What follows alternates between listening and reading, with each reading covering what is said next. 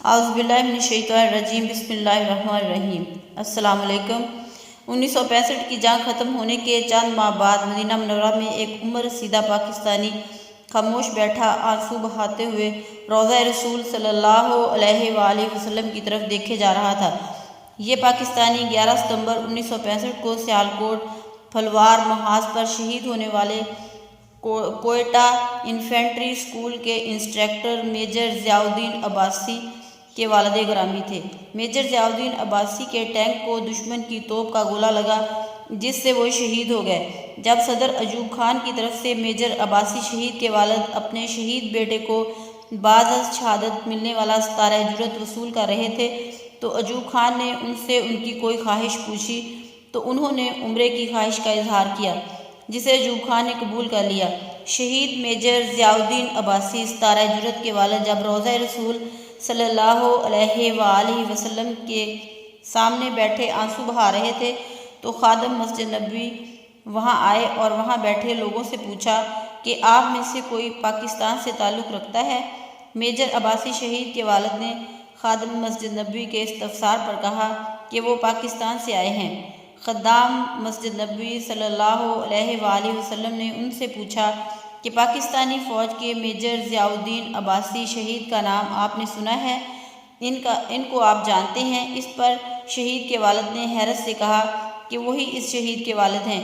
یہ سنتے ہی خوشی اور مسرت سے لبریز خادم خاص نے آگے بڑھ کر زور سے انہیں گلے لگا لیا اور ان کے بوسے لیتے ہوئے کہا کہ آپ یہیں رکیں، میں کچھ دیر بعد آتا ہوں۔ شہید میجر عباسی کے والد کو اپنے گھر لے گئے۔ یہاں انہیں بڑی عزت اور احترام کے ساتھ اپنے اہل و عیال کے ساتھ کھانا کھلایا۔ سب گھر والے ان کے ساتھ بڑی عزت اور احترام سے پیش آ رہے تھے۔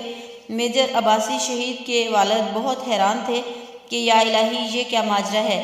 میں تو انہیں جانتا تک نہیں، بلکہ زندگی میں پہلی بار میرا سعودی عرب آنا ہوا ہے۔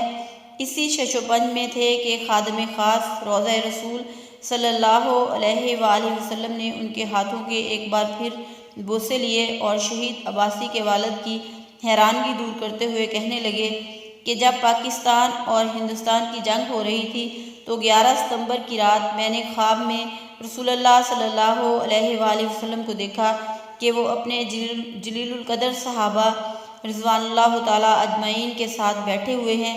کچھ لمحوں بعد حضرت علی کرم اللہ وجہہ اپنے ہاتھوں میں ایک لاشا اٹھائے وہاں تشریف لاتے ہیں۔ رسول اللہ صلی اللہ علیہ وآلہ وسلم نے صحابہ اکرام سے فرمایا کہ شہید عباسی اسی طرح بہادری سے کفار کے خلاف جنگ لڑے ہیں جیسے آپ میرے ساتھ غزوات میں کفار کے خلاف لڑتے رہے ہیں۔ خادم مسجد نبوی کہتے ہیں کہ رسول اللہ صلی اللہ علیہ وآلہ وسلم سمیت سب نے ان کی نماز جنازہ ادا کی اور حکم دیا کہ انہیں جنت البقیع میں دفن کر دیا جائے۔ عین اسی دن ریڈیو پاکستان پر ایک نیا جنگی ترانہ گونج رہا تھا، چلے جو ہوگے شہادت کا جام پی کر تم، رسول پاک صلی اللہ علیہ وآلہ وسلم نے باہوں میں لے لیا ہوگا، علی تمہاری شہادت پہ جھومتے ہوں گے، حسین پاک نے ارشاد یہ کیا ہوگا، اے راہ حق کے شہیدو تمہیں خدا کی رضائیں سلام کہتی ہیں۔